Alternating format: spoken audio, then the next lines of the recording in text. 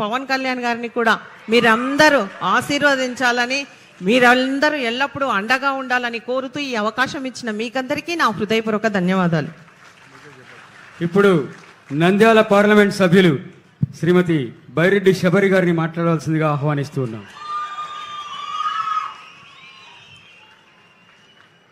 పెద్దలు, గౌరవనీయులు, మన రాష్ట్ర ముఖ్యమంత్రి వర్యులు నారా చంద్రబాబు నాయుడు గారికి స్వాగతం పలుకుతూ, వేదికపై ఉన్న మన ఎమ్మెల్యే గారు చరితమ్మ గారు, అట్లాగే మంత్రివర్యులు ఫారూక్ గారు, నారాయణ గారు, భారత్ అన్న గారు, అలాగే బీసీ జనార్దన్ అన్న గారు, కలెక్టర్లు, పట్టాభన్నకు ప్రతి ఒక్కరికి పేరు పేరున నమస్కారాలు తెలియజేసుకుంటూ,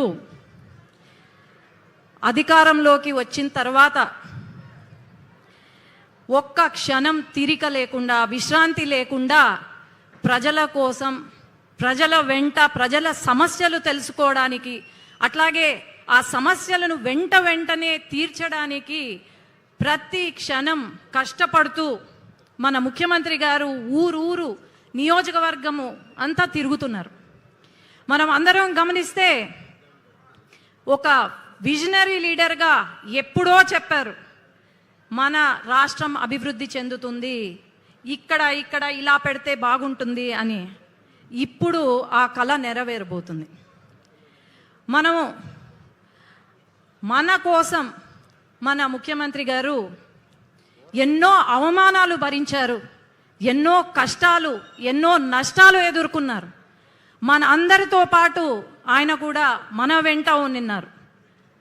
కానీ ఒక్కటి గమనించండి, 5 సంవత్సరాలు పట్టింది జగన్మోహన్ రెడ్డి గారికి పెన్షన్లు 1000 రూపాయలు పెంచడానికి. కానీ మనం అధికారంలోకి రాగానే వెంటనే 4000 రూపాయలు పెన్షన్లు చేసి, అట్లాగే హ్యాండిక్యాప్డ్కి 6000, 10,000 మనం పెన్షన్లు ఇచ్చాం. అట్లాగే మొదటి సంతకం లోకేష్ అన్న చెప్పారు, మెగా డిఎస్సి పైన సంతకం పెట్టబోతున్నాము అని. వచ్చిన వెంటనే మెగా డిఎస్సి పైన సంతకం పెట్టారు.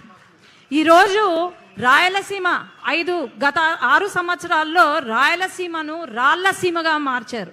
కానీ మన చంద్రబాబు నాయుడు గారు సీఎం గారు వచ్చిన తర్వాత రాళ్లసీమ కాదు, రతనాల సీమగా మారుస్తాను రాయలసీమను అని చెప్పి సాగునీటి ప్రాజెక్టులను మొదలుపెట్టి ఒక దేవుడిలాగా మనల్ని ఆదుకున్నారు. అట్లాగే ఉద్యోగాలు, ఒక్క ఉద్యోగం ఇవ్వలేదు వైఎస్ జగన్మోహన్ రెడ్డి. అలాంటిది ఈరోజు నారా లోకేష్ అన్న కంకణం కట్టుకొని 20 లక్షల ఉద్యోగాలు ఖచ్చితంగా ఇస్తాము, ఇంటింటికి ఒక ఉద్యోగం ఖచ్చితంగా ఉంటుంది అని చెప్పి కంకణం కట్టుకొని మరి ఎన్నో పరిశ్రమలు మీరు గమనిస్తే లూలు, మైక్రోసాఫ్ట్, టీసీఎస్, గూగుల్ ఇలాంటి పెద్ద పరిశ్రమలు తీసుకొస్తున్నారు. ఒక అన్నలాగా నారా లోకేష్ అన్న ఆదుకుంటున్నారు మనల్ని. అట్లాగే రాయలసీమలో ఒక పూట బాగా తిండి తింటే చాలా సంతోషపడతాం. అలాంటిది అన్న క్యాంటీన్లు పెట్టి ఒక తల్లిలాగా ఆదుకున్నారు మన సీఎం గారు.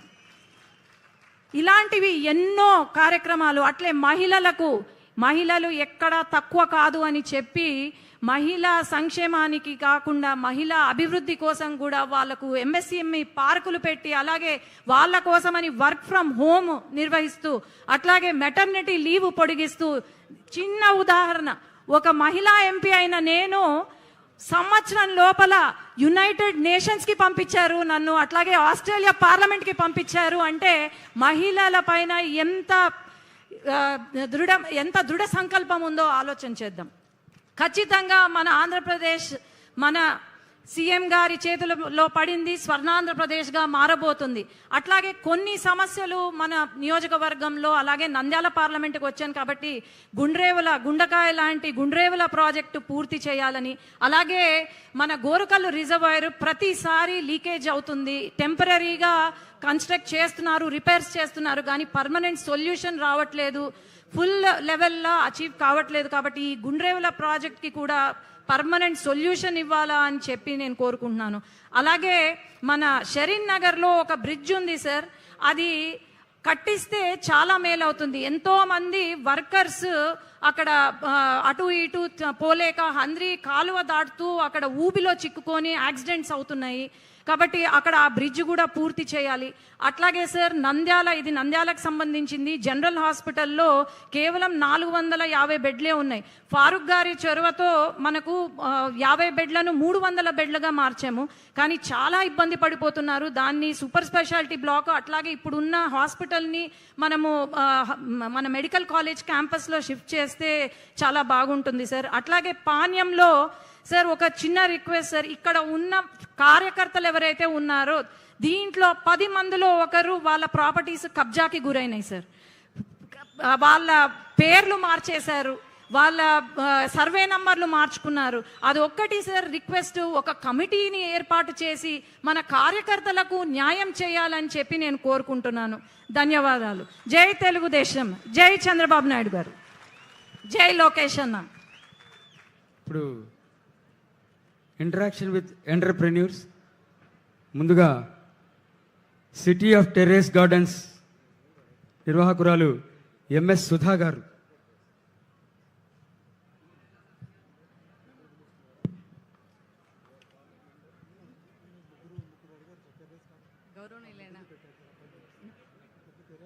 గౌరవనీయులైన ముఖ్యమంత్రి గారికి వేదికను అలంకరించడం,